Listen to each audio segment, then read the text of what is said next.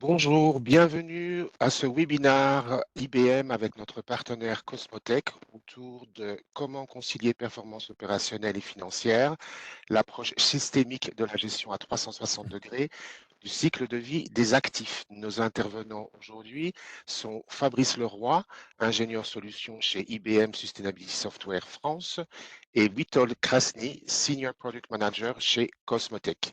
Fabrice, à toi la parole. Merci Vincent et Juste bonjour. une petite remarque. En bas à droite de votre écran, vous avez une section Q&A. Donc, durant la présentation, vous pouvez y poser toutes vos questions là et nous y répondrons bien évidemment à la fin du webinaire où on aura un temps de questions-réponses. Voilà, merci. Désolé, à toi Fabrice. Merci Vincent et bonjour à tous et bienvenue sur cette session.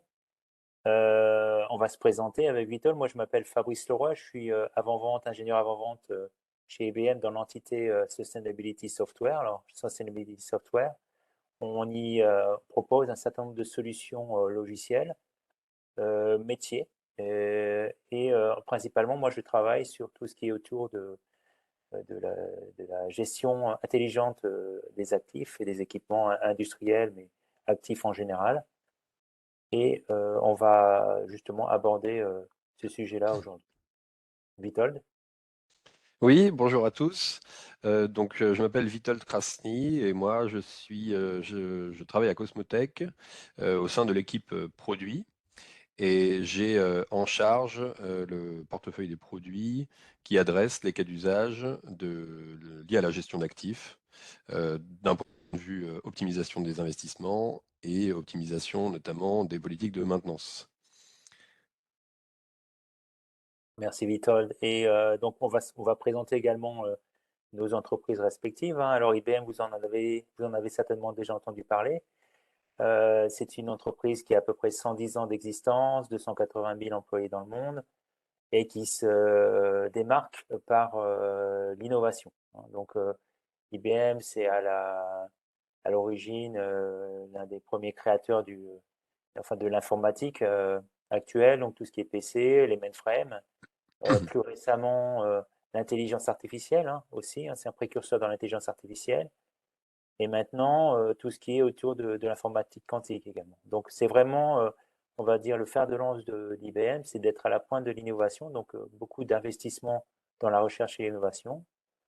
Et entre autres, ce que fait IBM, hein, donc l'entité à laquelle j'appartiens, donc tout ce qui est autour de la gestion des assets, ça vient donc de l'acquisition de Maximo en 2006.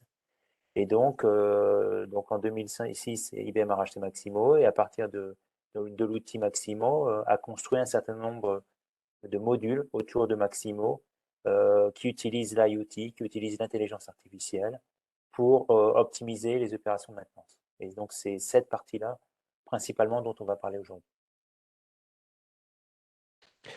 Voilà, et pour Cosmotech, je pense qu'il y a un peu moins de monde qui connaît Cosmotech comme IBM. Nous, on est une start-up de la French Tech, une scale-up aujourd'hui. On est une société de à peu près 80-85 employés basée à Lyon.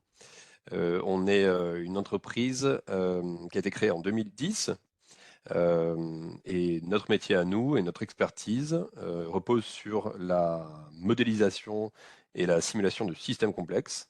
Donc Cosmotech était à l'origine un laboratoire académique, ici sur le campus de l'École normale supérieure à Lyon. Et nos fondateurs avaient pour vision de mettre sur le marché, d'industrialiser cette méthodologie, cette technologie de modélisation et de simulation pour des industriels pour maîtriser la complexité de leur écosystème métier et les aider à prendre de meilleures décisions.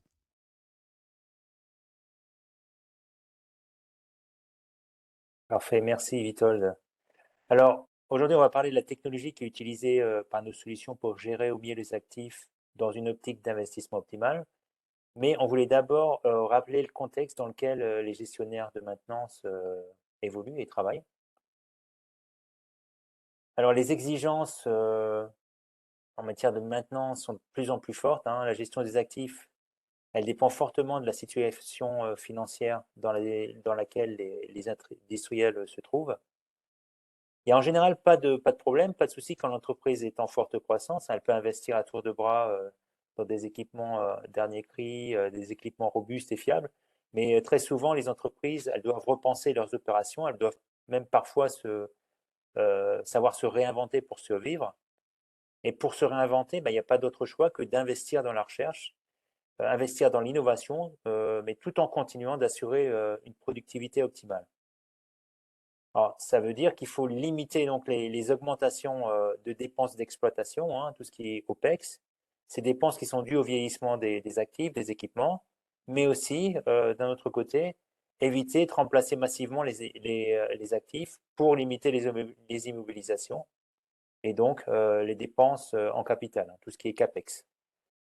Et c'est là que les données qui proviennent des équipements ou des opérations de maintenance vont vraiment être utiles pour comprendre et mieux maîtriser les mécanismes de vieillissement.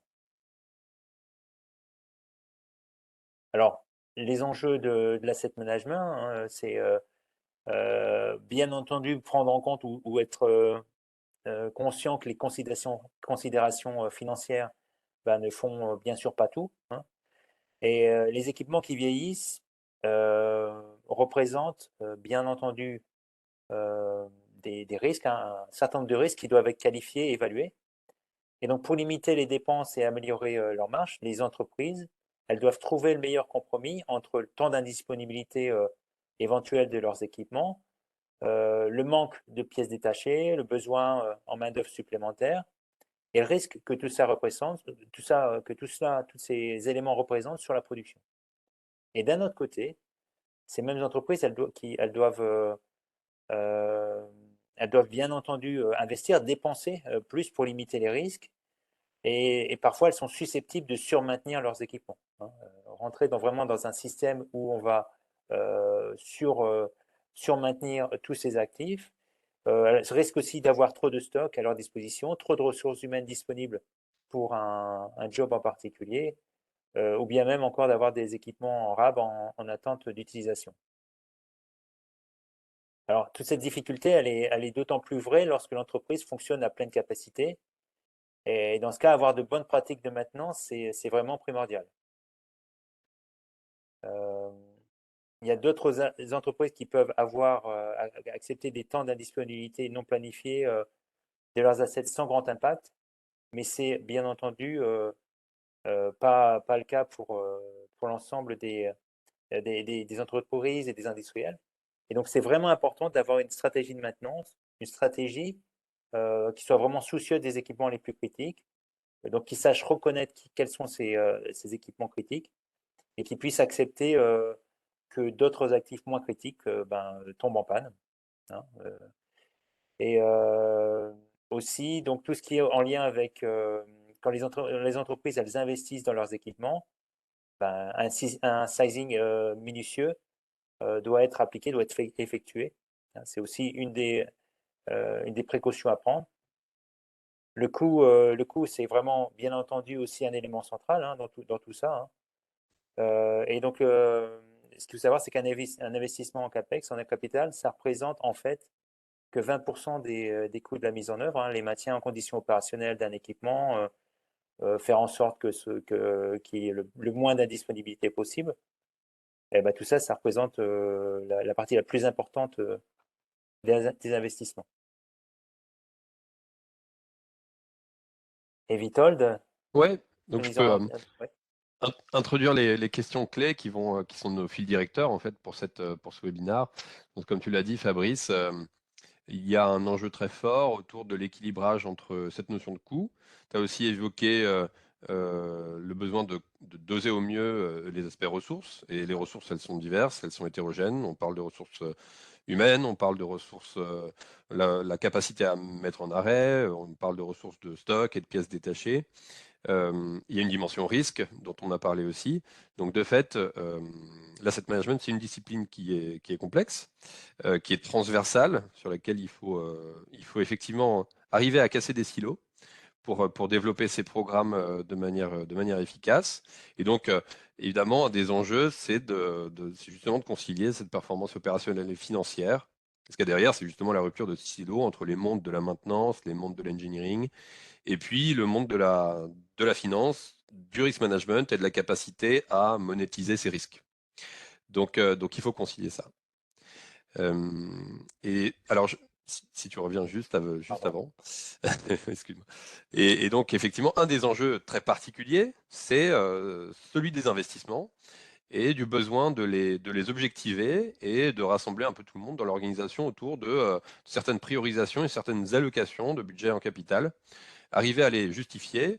Et les justifier, ça veut dire quoi? Ça veut dire être capable d'en expliquer et quantifier le retour sur investissement.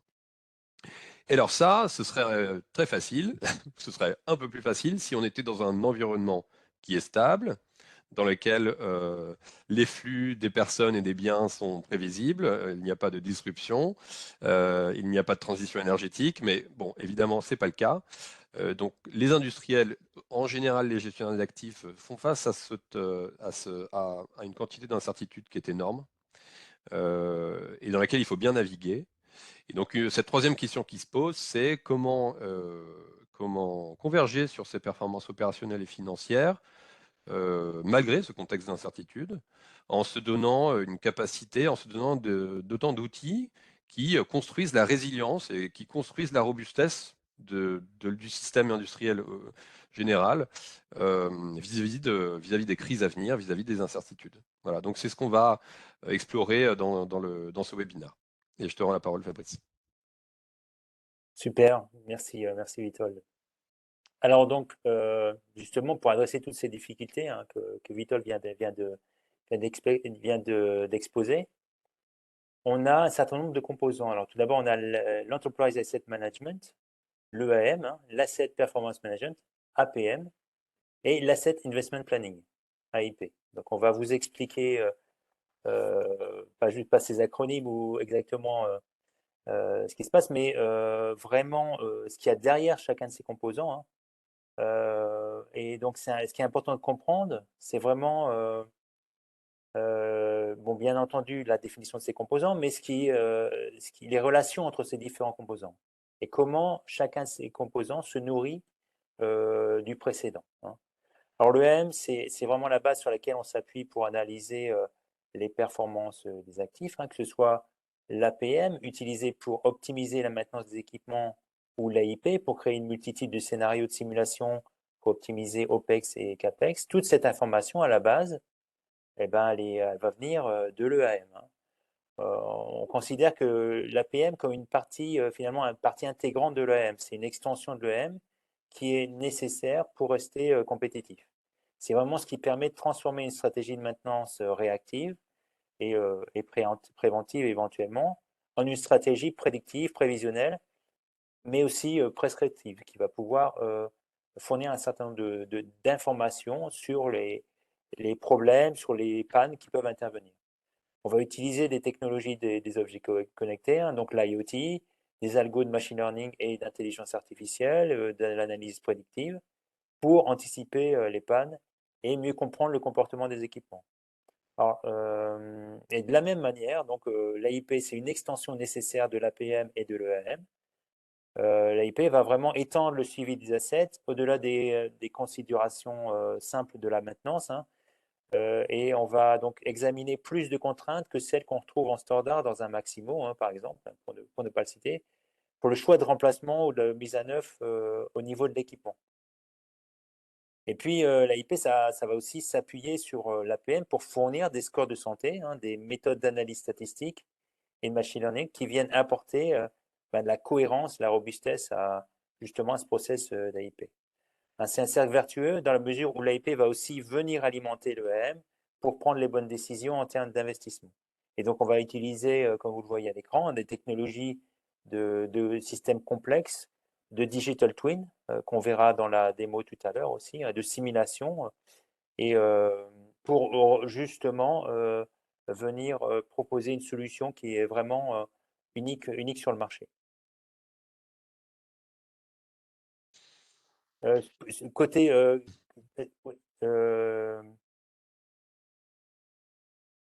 Oui, excuse-moi, Vitol, c'est à toi, je crois, hein. Oui, je prends la parole sur ces éléments. Donc oui, merci Fabrice. Donc effectivement, la solution que l'on intégrée, que l'on propose aux gestionnaires gestion industrielle, gestionnaires d'actifs, elle peut se schématiser de la manière suivante, comme vous le voyez sur cet écran. L'idée concrètement est de répliquer via une technologie de jumeaux numériques. Nous, on parle souvent de jumeaux numériques des opérations. Répliquer un système industriel qui est géré de manière opérationnelle et de manière transactionnelle dans l'EAM et donc dans Maximo, le répliquer dans le monde virtuel et donc de se doter d'instances qui permettent de tester les scénarios. Donc de se donner la capacité à explorer qu'est-ce qui se passerait si j'avais un fournisseur qui devenait indisponible? Qu'est-ce qui se passerait si je changeais une politique de gestion de stock? Que se passerait-il si je changeais une fréquence d'inspection? Que se passerait-il si je modifiais mes priorités d'investissement et mes priorités de remplacement d'assets vétustes? C'est cette capacité à explorer ces scénarios que apporte Cosmotech sur base du système opérationnel géré dans la suite Maximo, avec pour particularité qui est unique sur le marché, de ne rien perdre de la granularité d'analyse, c'est-à-dire d'utiliser exactement les informations synchronisées temps réel extraites de Maximo pour mener des scénarios qui sont calibrés et qui sont directement générés et initialisés avec la technologie Cosmotech. Donc voilà. Donc en premier lieu, c'est la capacité à simuler. Et puis en deuxième lieu, c'est la capacité à créer des expérimentations de simulation qui peuvent s'apparenter à des études de sensibilité, notamment pour tester des incertitudes. Ça peut être de l'exploration de paramètres. Et puis, ça peut aller jusqu'à organiser des séquences de simulation qui vont actionner automatiquement un certain nombre de leviers pour obtenir un résultat optimum. Donc, on parle à ce moment-là d'optimisation par la simulation. Donc tout ça, ce sont des cas d'usage que l'on travaille d'un point de vue produit à Cosmotech et qu'on met à disposition des utilisateurs. Et donc la clé, c'est ça. La clé, c'est véritablement de répliquer l'ensemble des données clés et importantes et nécessaires pour mener un certain cas d'usage en simulation et d'aller les prendre dans Maximo sans rien perdre de la granularité d'analyse, d'y ajouter des éléments d'incertitude si on veut la tester, cette incertitude, et puis obtenir via ces simulations des éclairages sur un planning d'investissement optimisé, notamment OPEX et CAPEX, et puis petit à petit travailler globalement la résilience du système via cette capacité à tester des scénarios et à se préparer vis-à-vis de ces scénarios.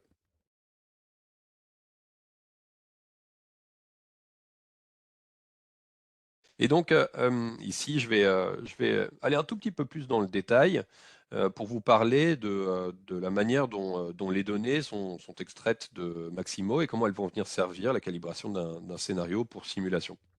Et donc, ce qu'il y a au centre en fait de cette interopération, c'est un connecteur que nous on développe entre IBM et Cosmotech et qui justement permet de prendre les bonnes données, de potentiellement les transformer et de calibrer une simulation et surtout de garantir que les simulations sont constamment synchronisées avec un état T0 du système. Et le premier message ici qui est très important, c'est que le contenu des informations dans Maximo et notamment dans le module Manage, et puis on va y revenir tout à l'heure sur ce qu'est ce module Manage, concrètement ce sont les historiques des bons de travaux. Et bien ces historiques de bons de travaux, ils fournissent énormément d'informations qui lorsqu'elles sont traitées et transformées par ce connecteur, eh ben, elles vont calibrer des scénarios parce qu'elles nous donnent une copie du registre d'actifs, donc la liste des équipements, des machines, des éléments d'infrastructure qui sont gérés opérationnellement dans Maximo et qui deviennent des éléments modélisés, avec leur même classification, caractérisation fonctionnelle, éclatement fonctionnel qui va être copié. Et puis la même chose a lieu aussi en copiant, en recopiant et en modélisant les différentes typologies d'intervention, le registre d'intervention, un catalogue d'actions possibles de type inspection, de type réhabilitation, maintenance, réparation, etc. L'ensemble des politiques de maintenance, mais il y a aussi les contrats de sous-traitance, les politiques de gestion de pièces de rechange, tout ce qui va définir la manière dont les interventions sont menées, selon quelles règles métier. On va aussi récupérer les différentes équipes intervenantes, les équipes qui sont susceptibles d'agir sur un plan d'action, équipes qui peuvent être caractérisées notamment par des compétences clés qui les rendent éligibles à certaines interventions, des périmètres d'action, etc. Donc tout ça, c'est répliqué au sein d'un scénario dans Cosmotech. Et puis ce qui est très important, c'est de transformer cet historique de bons de travaux, notamment en identifiant des bons de travaux correctifs qui sont des traces de panne, et c'est de transformer ça en des lois de fiabilité. C'est ce qui permet de se donner un modèle du cycle de vie des actifs et d'être dans l'anticipation des futures pannes. Et on ne parle pas des pannes prédites à un horizon court, mais d'avoir une certaine idée du cycle de vie total des actifs, d'être capable d'associer un taux de panne à un âge d'un actif appartenant à une certaine famille. Et donc nous, on ajoute à ça, à côté Cosmotech, des entrées qui concernent des modèles de risque et la manière dont on les monétise, donc des modèles financiers qui se réfèrent à ce référentiel de risque, pour construire des indicateurs qui vont caractériser les scénarios et donc aller vers cet équilibrage entre performance opérationnelle et performance financière.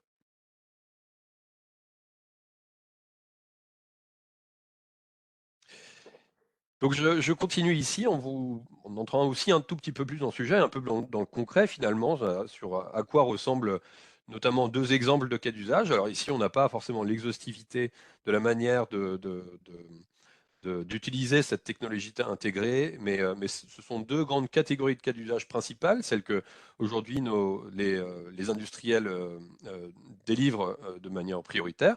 Le premier a une connotation maintenance, a une visée plus orientée maintenance. Elle consiste à utiliser la connaissance des états de santé des actifs qui sont obtenus via la suite Maximo pour calibrer un premier scénario dans lequel on va représenter des politiques de maintenance et on va simuler l'exécution de ces politiques de maintenance, mais ces politiques de maintenance qui génèrent dans le cadre d'un scénario des plannings d'intervention vont être contraints d'un point de vue planification par divers niveaux de ressources applicables qui ont leurs propres règles métiers, qui peuvent évoluer dans le temps d'ailleurs. Donc on parlait tout à l'heure de politique de gestion de stock, de politique RH, politique d'externalisation, d'outsourcing avec des sous-traitants.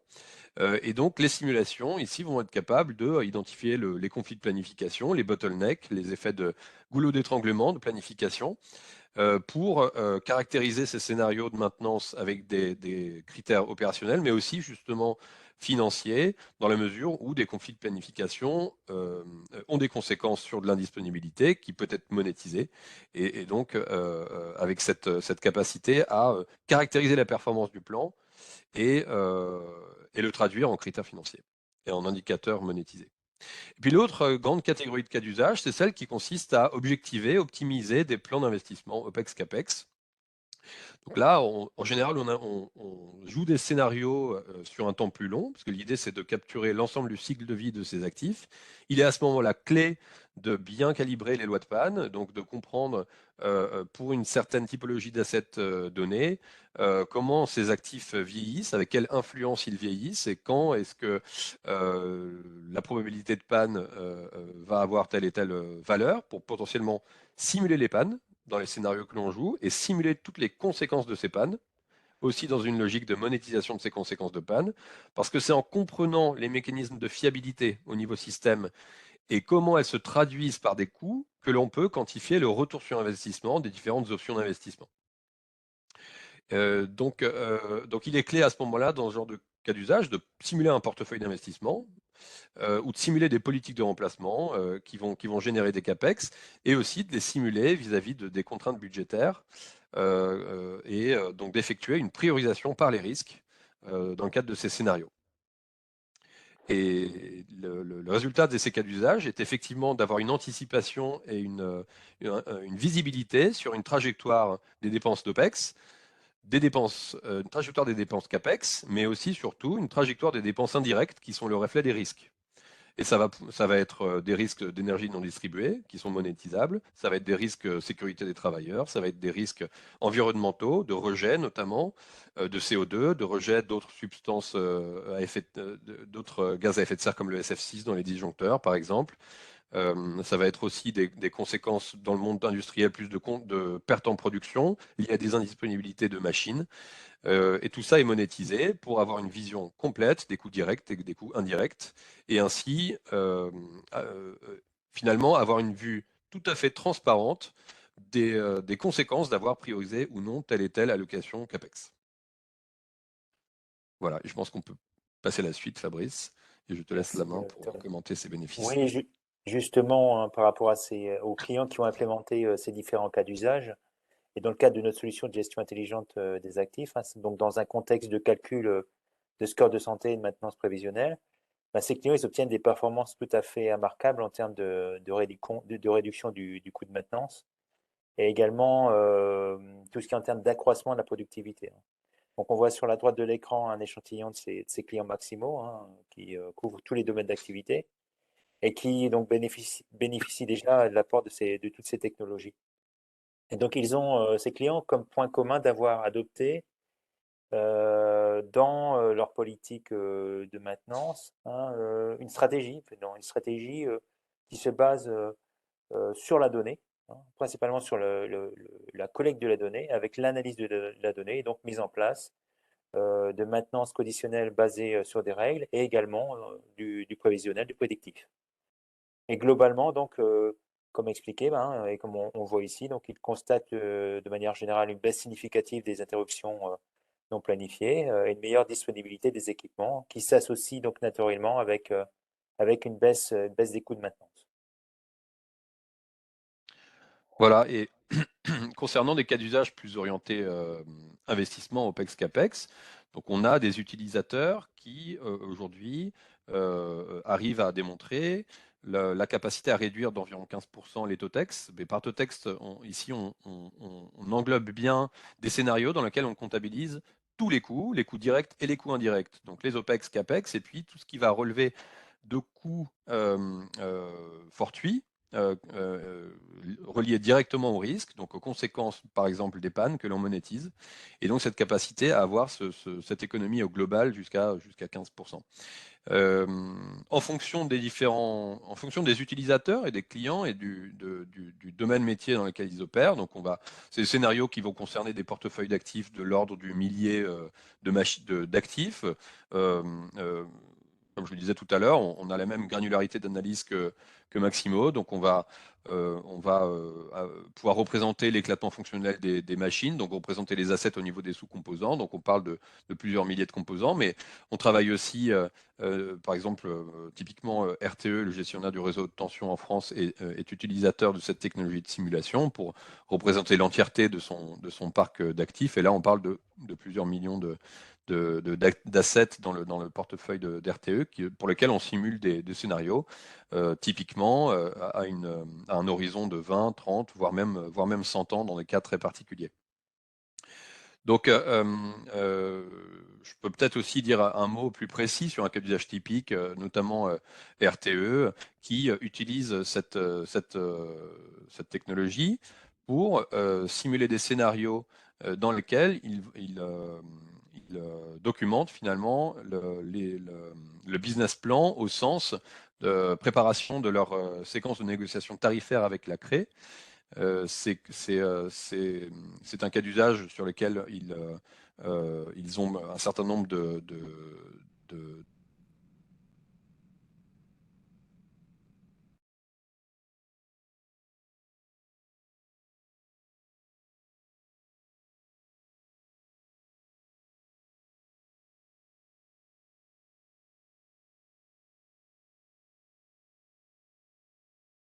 On a un petit souci. Ouais. Fabrice? Vous m'entendez? Oui, oui, on t'entend, Fabrice. Je pense qu'on a peut-être perdu Vitold. Je Oui. vérifie. Ce que je vais faire, c'est que je vais continuer parce que je veux pas qu'on Oui, perde du temps. tout à Je fait. continue sur la présentation, hein.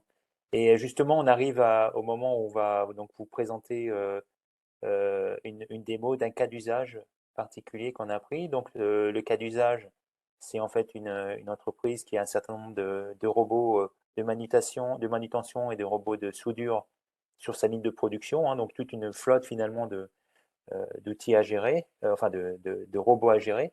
Et chacun de ces robots, en fait, est composé d'un certain nombre de cartes électroniques. Et donc, le cas d'usage ici, c'est justement de voir comment est-ce qu'on va pouvoir gérer l'obsolescence de ces cartes électroniques au cours du temps pour justement optimiser la durée de vie de nos robots au travers du remplacement, de la gestion de ces cartes électroniques, hein. Donc, en prenant à la fois le côté EAM, APM et AIP qu'on a expliqué. Donc la première partie de la démo, hein, ça va consister justement à tout cet aspect EAM, Enterprise Asset Management, et APM, Asset Performance Management. On va s'appuyer sur les modules que vous voyez en haut de l'écran, donc Manage, qui vraiment, donc de la part de tous ces modules de la suite Maximo Application Suite. Donc Manage, c'est l'outil Maximo de gestion de maintenance des actifs qui va nous permettre justement de faire cette gestion au jour le jour des équipements, donc en l'occurrence ici des outils industriels et des différents robots de manutention et de soudure avec les composants associés. Ensuite, on a donc Monitor, Health et Predict. Donc ça, c'est toute la partie APM, hein. Manage, c'est la partie EAM. Monitor, Health, Predict, toute la partie APM, le triptyque. Monitor pour collecter l'information depuis des plateformes IoT. Health pour, une fois qu'on a un certain nombre d'informations dans la plateforme, des informations de comportement, des données d'état, donc, hein, qui nous donnent des informations sur le comportement des robots, en l'occurrence ici. On va donc calculer un score de santé, hein, un score de santé qui va nous donner des informations sur la santé de l'équipement, mais également qu'on va pouvoir comparer par rapport à ses congénères. Et puis, dans un troisième temps, éventuellement faire de la maintenance prévisionnelle, hein, de l'anticipation des pannes pour savoir si le nombre de jours avant la panne d'un équipement ou éventuellement la probabilité que mon équipement tombe en panne. Donc tout ça, on va le voir sur ce cas d'usage tout de suite dans cette démo. Le gestionnaire de maintenance accède à la plateforme de maintenance digitale IBM Maximo Application Suite depuis son PC ou son smartphone. Ici, son choix se porte sur le module Maximo Manage, qui est le cœur de la solution, et dans lequel tous les équipements industriels gérés par notre entreprise sont référencés. Ici, nous retrouvons les robots de manutention et les robots de soudure de notre entreprise, ainsi que les éléments qui les composent, avec en particulier les cartes électroniques. Pour chaque équipement et pièce détachée référencée, Maximo Manage fournit des informations détaillées, comme par exemple le statut de l'actif, son emplacement, sa date de mise en place, son coût, les interventions effectuées en lien avec les actifs et les intervenants associés. Bref, tout ce qui est nécessaire pour maintenir un équipement en conditions opérationnelles. Grâce aux capteurs connectés et appareils de mesure, les fiabilistes peuvent superviser au plus près les informations remontées par leur robot. Ces données sont agrégées pour être visualisées en temps réel dans le module Monitor, sous la forme de séries temporelles, et où d'éventuelles anomalies de fonctionnement seront détectées par les algorithmes d'intelligence artificielle implémentés en standard dans l'outil. Notre fiabiliste poursuit le suivi de fonctionnement de ces robots en se connectant à Maximo Health et Predict. Les données de maintenance provenant de Manage, comme l'âge de l'équipement, les interventions, les éventuelles pannes, ainsi que les données d'état provenant de Monitor, ont été collectées pour construire plusieurs indicateurs, comme un score de santé qui présente l'état de santé du robot suivant certains critères traduisant l'environnement dans lequel évoluent les cartes électroniques. D'autres indicateurs prédictifs sont aussi disponibles. Ceux-ci permettent aux fiabilistes d'anticiper les pannes en donnant des informations précieuses, comme le nombre de jours avant la panne, ou bien encore la probabilité de panne dans les 10 prochains jours. Une courbe de vieillissement du robot permet d'évaluer son niveau d'obsolescence. Tous ces indicateurs, calculés en standard par les modules LC Predict, sont utilisés en entrée de la plateforme de simulation de jumeaux numériques de Cosmotech.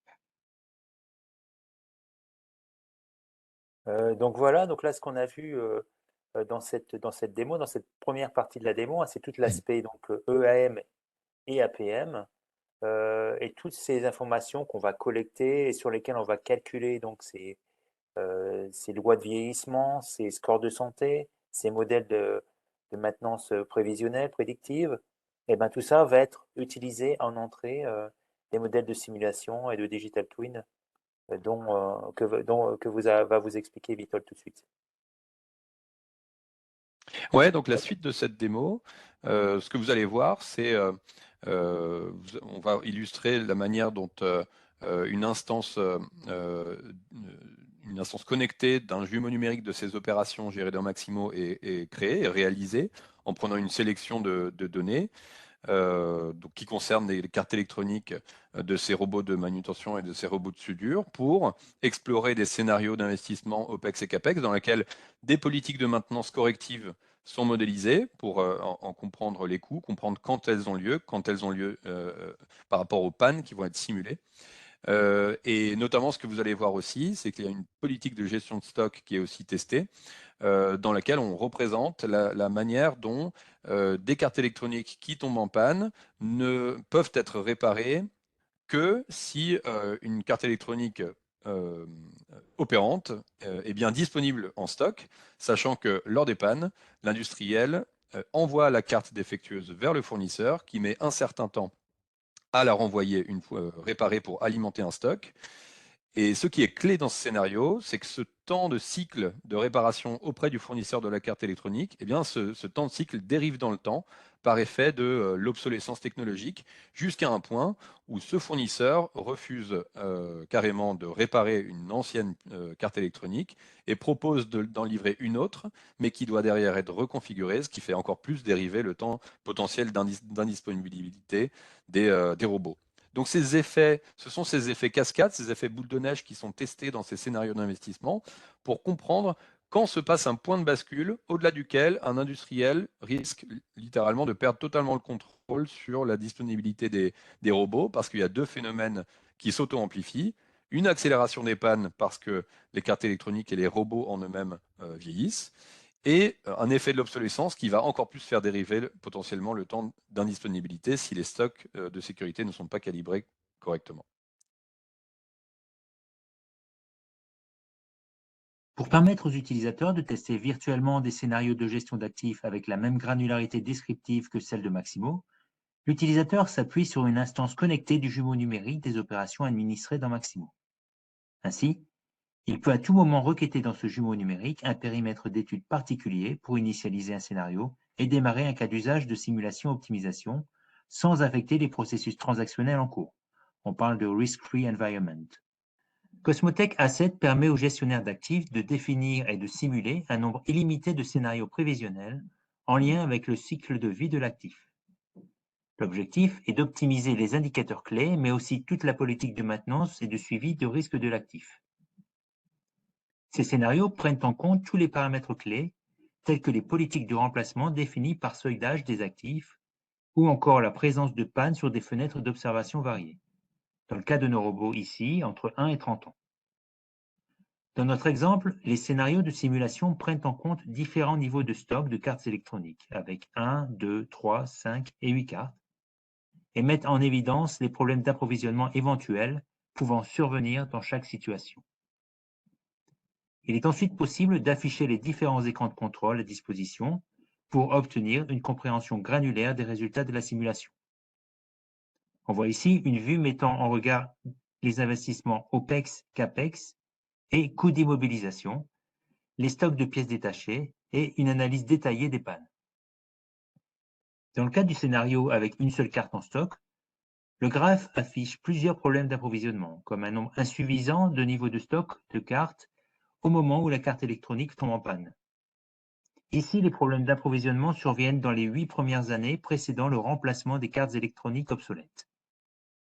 Par contre, quand la quantité en stock est plus élevée, le taux moyen annuel d'utilisation de pièces détachées est bien en dessous du seuil d'alerte défini, ce qui va réduire et largement limiter les temps d'indisponibilité des robots et les coûts afférents. La fonction d'analyse de sensibilité fournit des informations complémentaires à propos des ressources et des variables ayant le plus d'impact sur les résultats des simulations.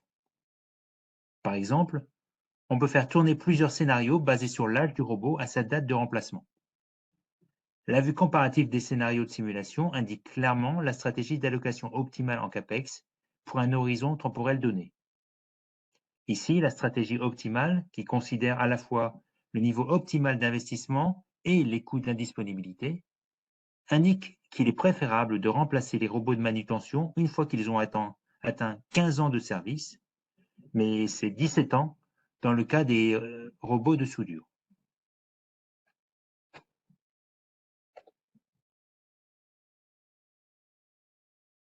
Vitol, tu voulais ajouter quelque chose sur ce qu'on vient de voir sur cette démo?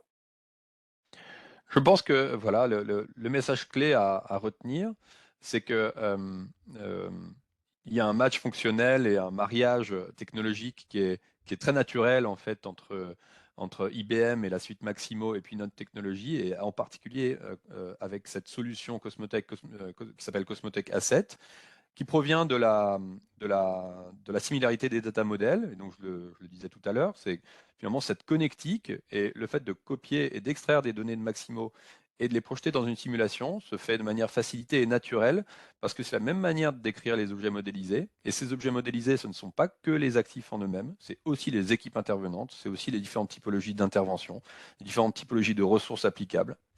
Et c'est véritablement ça c'est cette cohérence d'ensemble en fait qui nous a amené à créer cette offre intégrée IBM plus Cosmotech au profit des industriels, pour que justement il soit possible de non seulement gérer de manière optimale au jour le jour ces actifs, mais se donner de cette capacité à explorer des scénarios, à explorer des avenirs pour prendre de meilleures décisions. Donc c'est ce que vous avez vu dans cette vidéo, qui explore un exemple très particulier, hein, qui est celui de l'obsolescence des cartes électroniques sur des robots. Mais évidemment, des effets, des goulots d'étranglement et des effets non intuitifs en fait sur les conséquences de tel et tel planning d'investissement, eh ben, on peut en tester une multitude en fonction des cas d'usage et des métiers particuliers. Donc je vais garder la main à Fabrice pour vous Oui, donner quelques mots t'en prie. de conclusion.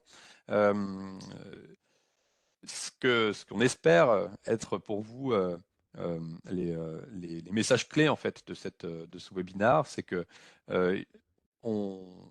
c'est que Cosmotech et IBM travaillent ensemble pour apporter une technologie qui est unique, hein, pour répondre au mieux aux enjeux de la gestion d'actifs, et donc permettre aux gestionnaires d'actifs de optimiser leur stratégie.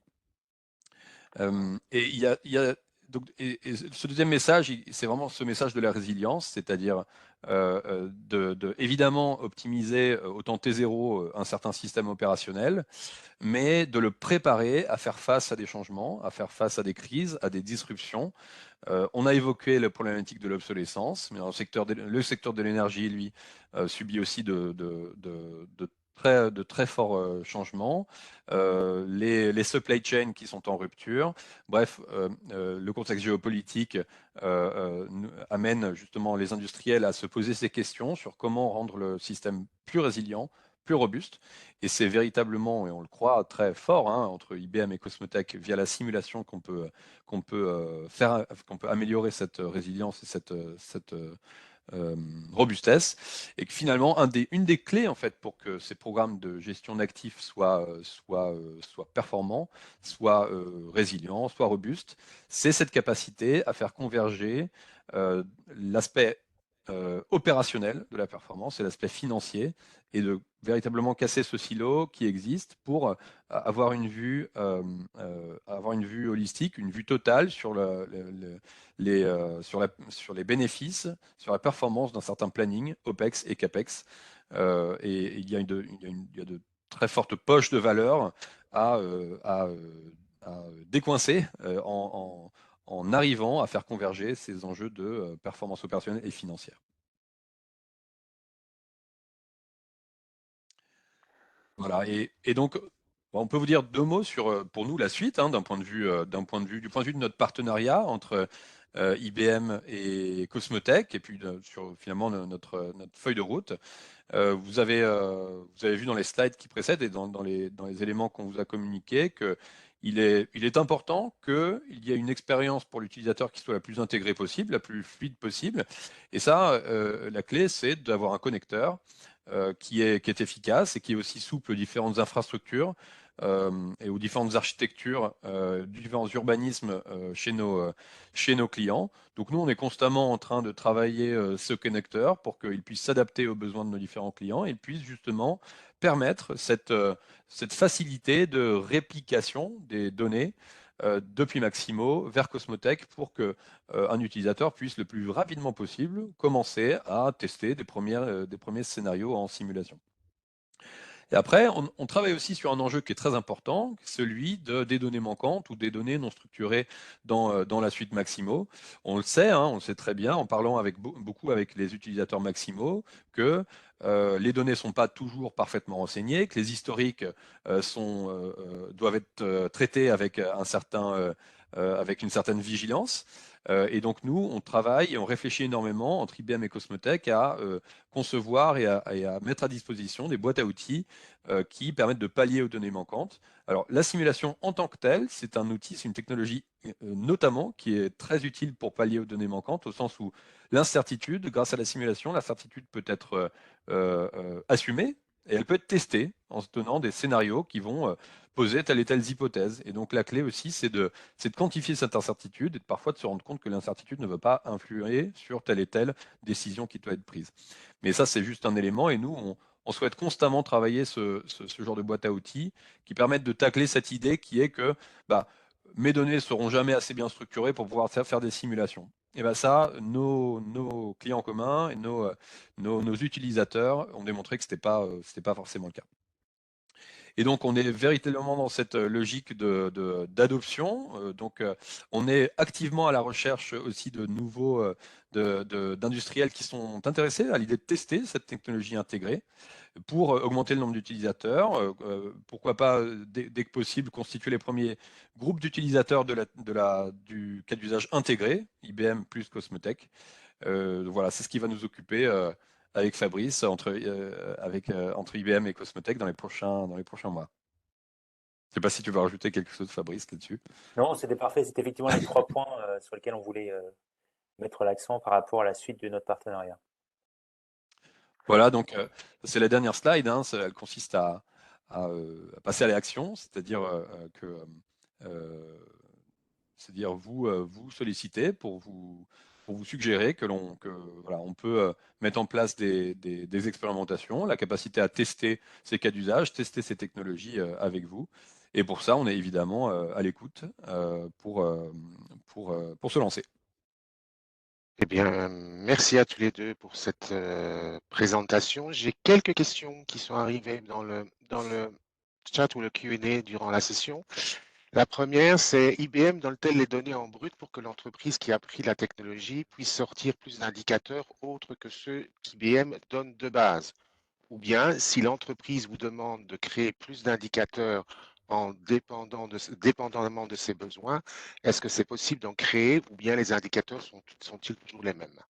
Alors, bien sûr, les indicateurs, alors tout dépend de quels indicateurs on parle, mais si on parle des indicateurs d'entreprises spécifiques, bien entendu, ces indicateurs sont tout à fait dépendants et spécifiques aux besoins de l'entreprise, hein. Donc ça, effectivement, c'est complètement customisable, personnalisable par rapport aux besoins de l'entreprise. Ce qui va l'être un peu moins, je dirais, c'est toute la partie, par exemple, quand on prend le score de santé. Alors, le score de santé, il est customisable dans le sens où on va le créer à partir d'indicateurs qui sont spécifiques aux besoins de l'entreprise, comme par exemple, je ne sais pas, ça peut être si je reprends l'exemple des robots, ça peut être justement l'état de santé d'un sous-composant comme la carte électronique, les vibrations éventuelles que peut ressentir le robot, son âge, ce genre de choses. Donc, autant d'indicateurs qui finalement permettent de déterminer la santé de notre robot.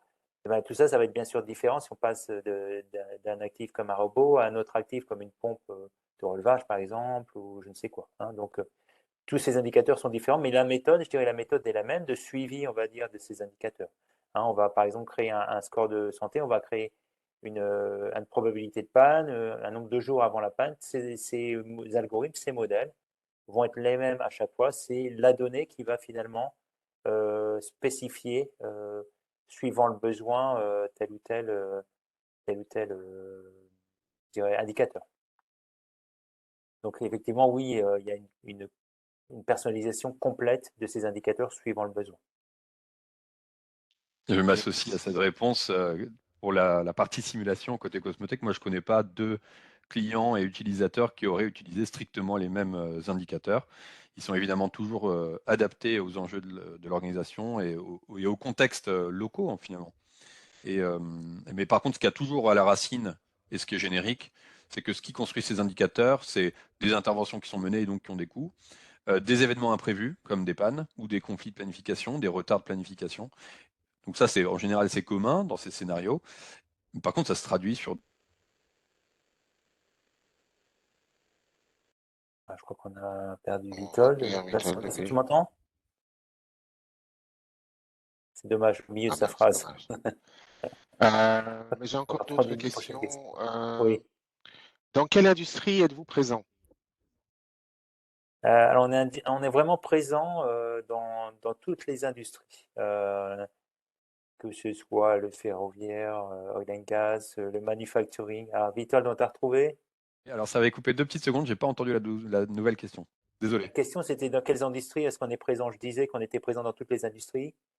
Toi, tu veux rajouter quelque chose peut-être du Oui, côté alors Cosmo? aujourd'hui, Cosmo, il y a quand même un focus aujourd'hui. Il y a une prédominance, je dirais, même si c'est pas restrictif parce on adresse la gestion d'actifs en général, mais on a une prédominance historique avec des acteurs de l'énergie, opérateurs de réseaux haute tension et basse et moyenne tension.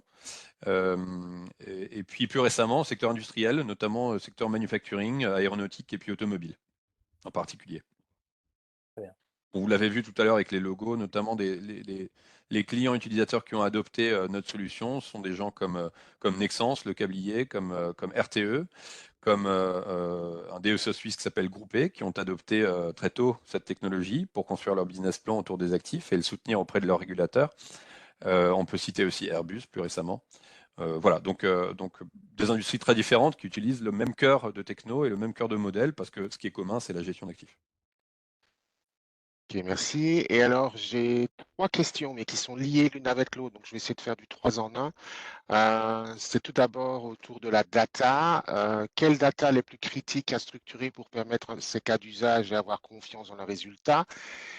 Quels historiques de données nécessaires pour faire tourner ces solutions? Et lié à tout cela, combien de temps pour implémenter vos solutions? Ok. Tu veux répondre ou tu veux que je réponde? Je vais commencer, tu pourras compléter, Vitold. Donc, sur la D'accord. partie, D'accord, si on prend plus la partie analyse de la donnée pour construire des modèles de comportement, en fait, de compréhension du comportement des actifs, vraiment à la base, essayer de comprendre ce qui peut mener à la panne, hein, ce qui différencie justement un comportement normal d'un comportement anormal, ben, on va utiliser effectivement un certain nombre de données. Des données qui proviennent d'une GMAO, donc d'un Maximo, typiquement pour avoir l'historique des pannes, d'une part, et d'autre part, des données de comportement. Donc, j'ai mentionné Monitor, on l'a vu à l'écran aussi, des équipements, enfin des outils, pardon, qui vont remonter de la donnée. Toutes ces informations-là, ça va nous permettre donc de construire des modèles. Et on va s'appuyer sur des historiques qui vont varier suivant les équipements. Ce qui est important quand on construit un modèle supervisé, c'est-à-dire qui s'est basé sur un historique de panne, c'est d'avoir un certain nombre de pannes, c'est ça, d'occurrence de panne. Donc il faut en avoir plusieurs dizaines quand même, ou en tout cas un certain nombre, ou quelques dizaines au minimum, pour pouvoir commencer à en tirer des corrélations, hein, des corrélations par rapport à un comportement typique.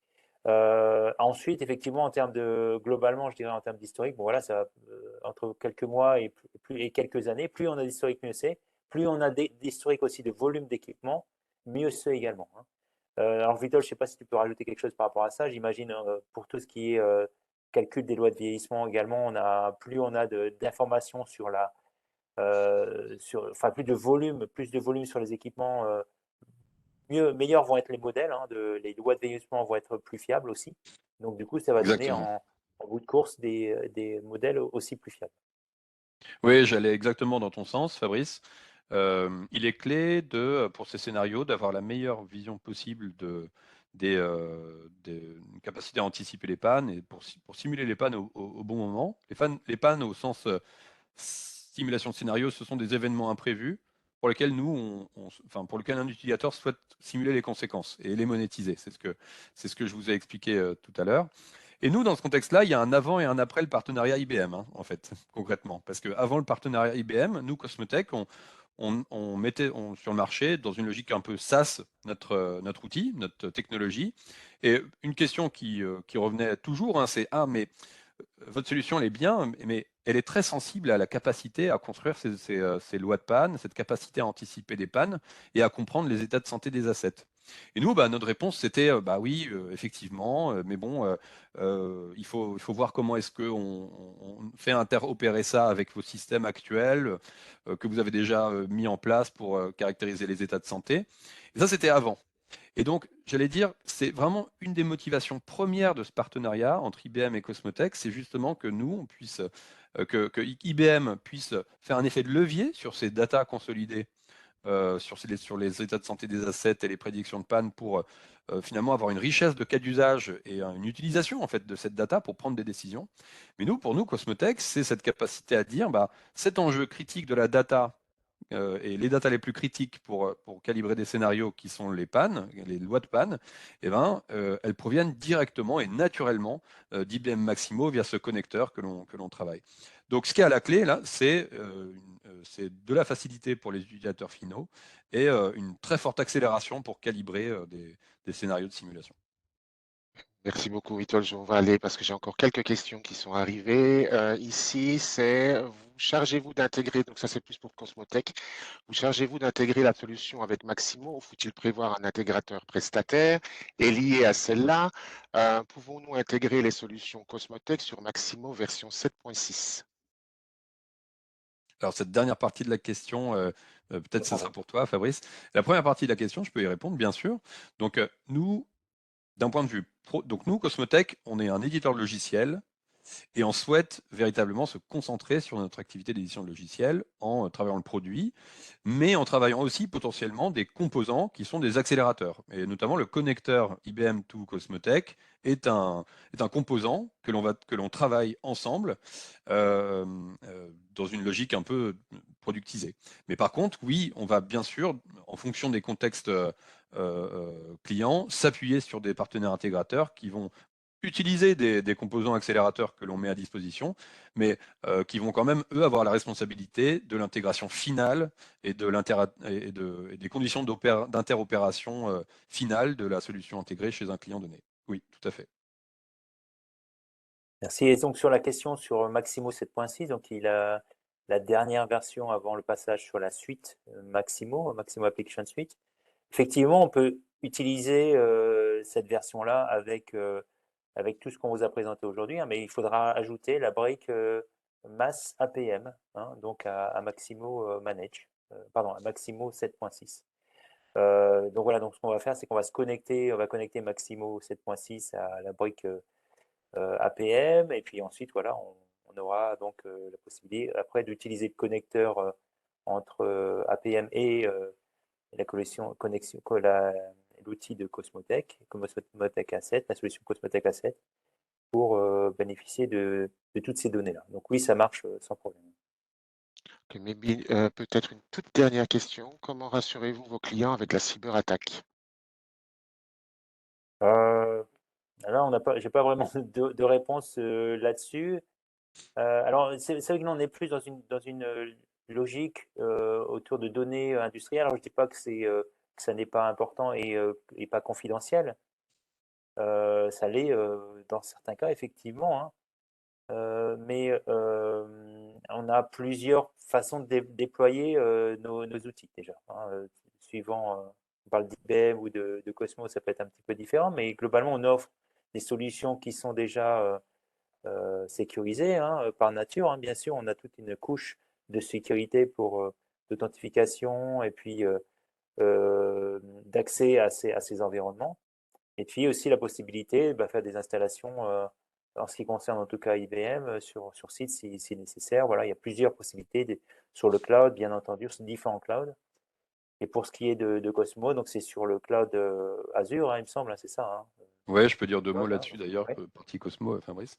Donc nous, on rassure les utilisateurs sur les questions de sécurité en leur disant plus ou moins que chaque métier est spécialiste et que nous, on n'est pas des spécialistes de la sécurité et du coup, on s'appuie sur des services managés cloud dont c'est exactement le rôle et des références. Parce que finalement, on est passé d'une offre SaaS vers une offre plus orientée plateforme as a service, dans laquelle on package ensemble nos composants de plateforme et de simulation Cosmotech avec une constellation de services managés des offres cloud du marché. Et en particulier, aujourd'hui, on est les plus matures sur l'offre Azure. Donc nous, notre manière de délivrer notre solution, c'est un format qui package ensemble des services managés Azure avec notre technologie.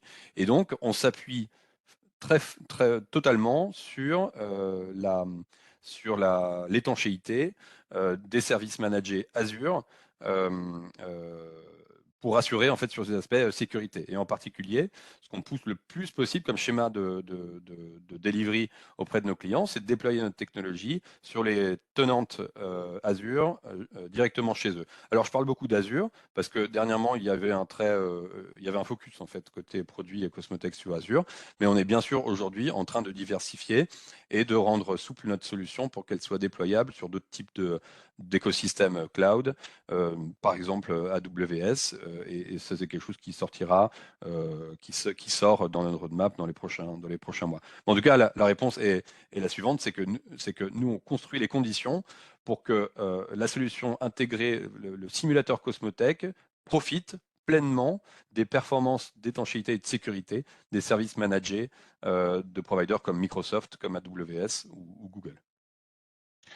Ok, ben merci beaucoup à tous les deux. Il y a encore une ou deux autres questions, mais on n'aura pas le temps d'y répondre comme ça sur le live, mais j'ai bien pris note de qui nous a posé les questions et donc on vous répondra par écrit, Fabrice et ou Witold vous répondront par écrit. Ben voilà, on arrive au terme de ce webinaire. Merci beaucoup à Fabrice et Witold pour cette présentation super intéressante. Un replay sera disponible que vous pourrez, si vous souhaitez revoir le webinaire ou le communiquer à d'autres. Et également, si vous désirez rentrer en contact directement avec nous, vous voyez à l'écran l'adresse email de Fabrice et de Witold. La mienne est sur la page du webinaire. Donc, n'hésitez pas à nous contacter à votre convenance. Merci beaucoup. Merci, bonne Merci à journée. tous pour votre Merci. participation. Bonne Au journée. revoir.